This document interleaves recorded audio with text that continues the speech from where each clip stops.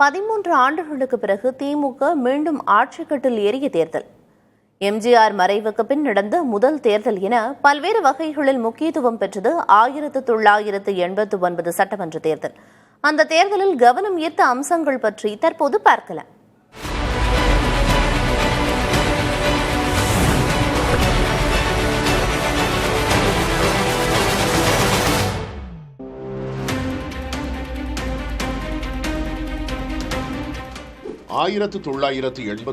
எம்ஜிஆர் காலமான பிறகு அதிமுக ஜானகி அணி, ஜெயலலிதா அணி என இரண்டாக உடைந்தது.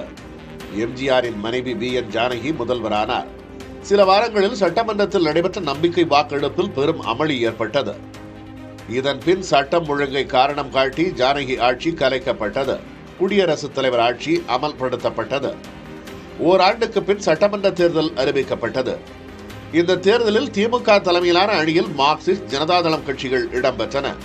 அதிமுகவை பொறுத்தவரையில் ஜெயலலிதா தலைமையிலான அணி சேவல் சின்னத்திலும், ஜானகி தலைமையிலான அணி இரட்டைப்புறா சின்னத்திலும் போட்டியிட்டன.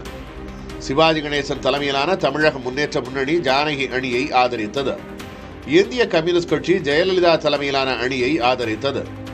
காங்கிரஸ் கட்சி, ஐக்கிய பொதுவுடைமை கட்சி முஸ்லீம் லீக்குடன் கைகோத்து களம் கண்டது. தமிழகத்தில் 1977க்கு பின் இரட்டை இலை சின்னம் இன்றி நடந்த ஒரே தேர்தல் இதுதான். திமுக 202 இடங்களில் போட்டியிட்டது. அக்கட்சி 200 தொகுதிகளுக்கு மேல் தனித்து போட்டியிட்ட 3 தேர்தல்களில் இதுவும் ஒன்று. திமுக 150 இடங்களில் வென்று ஆட்சி அமைத்தது. ஜெயலலிதா அணி 27 இடங்களிலும், காங்கிரஸ் 26 இடங்களிலும் வெற்றி பெற்றன. ஜானகி அணி ஒரே ஒரு இடத்தில் மட்டுமே வென்றது. சிவாஜியின் தமிழக முன்னேற்ற முன்னணி போட்டியிட்ட 49 இடங்களிலும் தோல்வியடைந்தது. திமுக தலைவர் மு. கருணாநிதி சென்னை துறைமுகம் தொகுதியிலும், ஜெயலலிதா போடிநாயக்கனூர் தொகுதியிலும், கருப்பையா மூப்பனார் பாபநாசம் தொகுதியிலும் வெற்றி பெற்றனர்.